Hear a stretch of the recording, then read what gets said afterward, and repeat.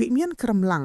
លោកពូទីនប្រកាសពីបទឈប់បាញ់ Orthodox Easter ជាមួយអ៊ុយក្រែនទីក្រុង Washington វិមានក្រំឡាំងកាលពីថ្ងៃប្រហ័សទី9 ខែមេសា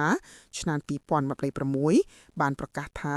ប្រធានាធិបតីរុស្ស៊ី Vladimir Putin បានសម្រេចប្រកាសបទឈប់បាញ់ជាមួយអ៊ុយក្រែនក្នុងអំឡុងពេលប្រារព្ធពិធីបុណ្យ Orthodox Easter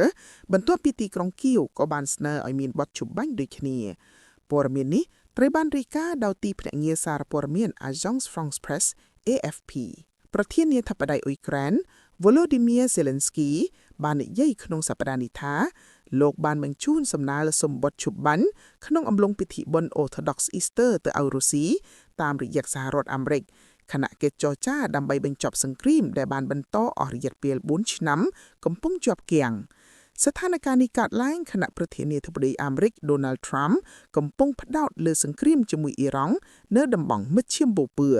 នៅក្នុងសេចក្តីថ្លែងការណ៍មួយវិមានក្រំឡាំងបានបញ្ជាក់ថា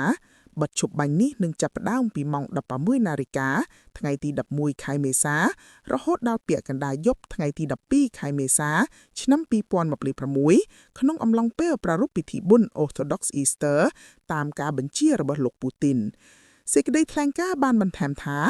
នាយសេនាធិការយោធារុស្ស៊ីត្រូវបានណែនាំឲ្យផ្អាកប្រតិបត្តិការប្រយុទ្ធទាំងអស់នៅគ្រប់ទិសដៅក្នុងអំឡុងពេលបទឈប់បាញ់នេះទោះជាយ៉ាងណាកងទ័ពរុស្ស៊ីក៏ត្រូវបានបញ្ជាឲ្យត្រៀមខ្លួនជានិច្ចដើម្បីវាយតបប្រសិនបើមានសកម្មភាពបង្កហិង្សាពីភាគីសក្តិគួរបញ្ជាក់ថាកិច្ចចរចាច្រើនរួមគម្លងទៅ